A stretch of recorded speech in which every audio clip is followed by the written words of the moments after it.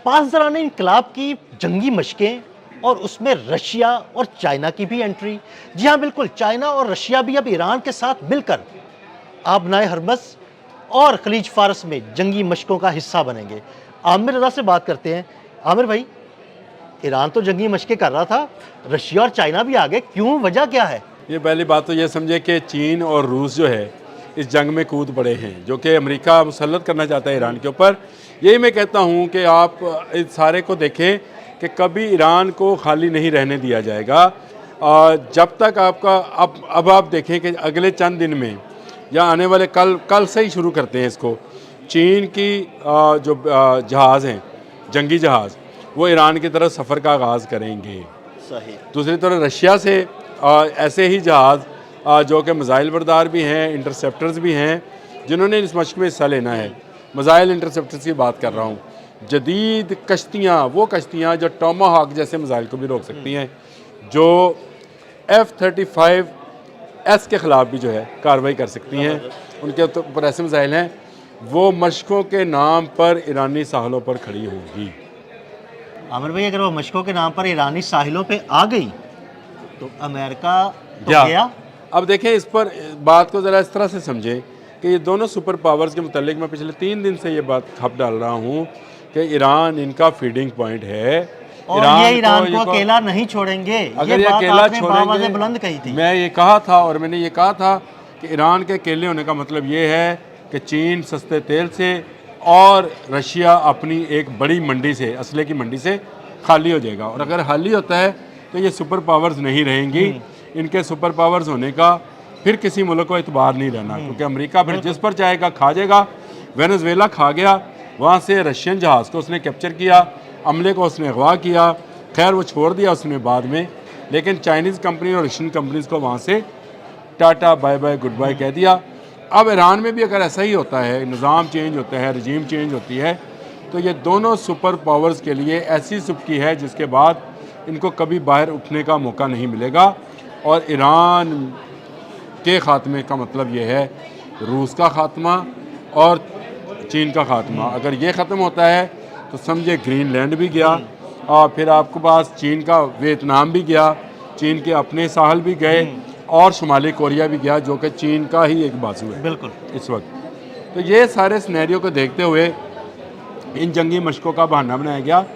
देखिए, ये जंगी मशकें जो होनी थी इससे पहले हुई साउथ अफ्रीका में, अगर आपको याद हाँ जी, है। बिल्कुल। रशिया भी था, चीन भी था, ये पिछले महीने की बात है। पिछले महीने की बात है, और साउथ अफ्रीका भी था। ये चारों ममालिक ने एक मशक़ी की थी। उसके बाद अभी ज़रूरत नहीं थी, लेकिन अचानक से एक ऐसा कार्ड खेला गया है जो कि मशकों के नाम पर इन दोनों सुपर पावर्स के वो जहाज़ जो कि अब्राहम लिंकन को तबाह करने की सलाहियत रखते हैं, ईरान के साथ मिलकर, अकेले तो नहीं, ईरान के साथ मिलकर, और इनके इंटरसेप्टर्स को बहका सकते हैं, वो लाए गए। मैंने अदिल भाई कल एक किया था कि जो जीपीएस सिस्टम्स इस्तेमाल होते हैं उसको क्रॉस करने के लिए चीन ने अपना नेविगेशन सिस्टम बाइडू जो है वो ईरान को दिया है। बिल्कुल, ये मैंने आपसे एक स्टोरी, हमारी आपस में भी डिस्कशन हुई थी इस बारे में, समझेंगे। बिल्कुल। अच्छा, बाइडू दे दिया है। अब मुझे बताएं कि ये भटकाना कितना मुश्किल होगा चीन के लिए, क्योंकि चीन इलेक्ट्रॉनिक वॉरफेयर में इस वक्त भी खित्ते का सबसे बड़ा मुल्क है, और उसका सबूत आपको जंगे मई में मिल जाएगा, जब भारतीय जहाज़ों और मिसाइल्स को भटका लिया गया और वो भटकते हुए मारे गए। इसी तरह यहाँ पर नेविगेशन सिस्टम, अगर जीपीएस ब्लॉक होता है, ब्लॉक ना भी हो, मैं कहता हूँ जी कोई दुनिया की वो ताकत नहीं है जो इनको ब्लॉक कर सके, हलल डालना होता है। हाँ जी, बिल्कुल। और नैनो सेकंड्स का हलल जो है, एक मिसाइल को गिराते गिराते अफगानिस्तान के पहाड़ों पर जा गिराता है। बिल्कुल ऐसे ही है, उसको भटका देता है, वो अपनी जगह से ब्रह्मोस आगे मिसाइल, आगे पीछे हो जाता है, जिस तरह हमने ब्रह्मोस के साथ किया। ये खलल डालना ही होता है, और ये बाइडू कर सकता है। ये बात का अंदाज़ा है, इसीलिए रशिया अपने जहाज़ भेजने पर तैयार हुआ, चीन अपने जहाज़ भेजने पर तैयार हुआ। ईरान ने इससे पहले मशक़ें शुरू कर रखी हैं। ये मशक़ें जो हैं ये बरूदी सुरंगें बिछाने के लिए है, और मैं आपको बताऊँ, ये बरूदी सुरंगें वो बरूदी सुरंगें हैं जो मौत का पैगाम हो गई। इस पर अलग करेंगे कि ये किस तरह से बिछाई जाती है और इनका जाल किस तरह से बुना जाता है, जिसमें बहरी जहाज़ एक के बाद एक आके फंसते चले जाते हैं। लेकिन सबसे बड़ी बात यह है कि इन जंगी मशकों से, जो कि कहा जा रहा है कि जंगी मशकें हैं, कि एक बेयन सबूत वो मेरी बात का आ गया कि चीन और रूस जो है वो ईरान की मदद को पहुंच गए, उनकी फ़ौजें पहुंच गई, उनके बहरी जहाज़ पहुंच गए और अब अमेरिका के लिए हर आने वाला दिन मुश्किल होगा। अमेरिका सिर्फ दबाव डाल रहा था, अमेरिका सिर्फ डर पैदा कर रहा था, अमेरिका सिर्फ ये बात बताना चाह रहा था कि ईरान खुद ब खुद मान जाए, तस्लीम कर ले।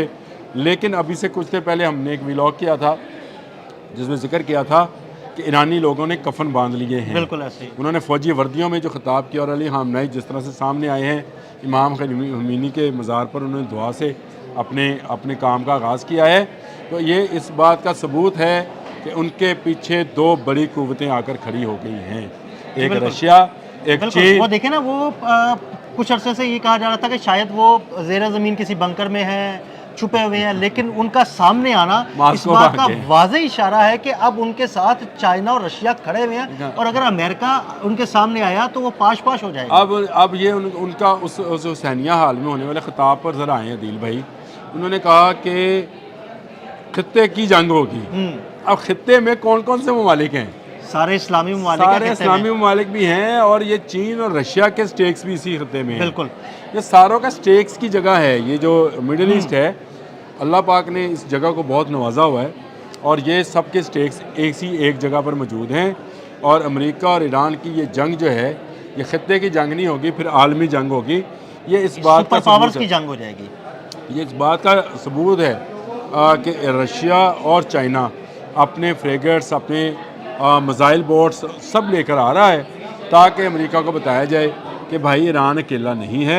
और ये सब कुछ जो है सिर्फ इसलिए किया जा रहा है कि इस जंग को, जिसको अमेरिका ये समझे बैठा है कि शायद वो ईरान को फतह कर बैठा है, उसकी गलतफहमी है। ना यहाँ पे कोई निकोलस मडोरो अपने महल में सोया हुआ है जिसको वो उठाकर ले जाएगा।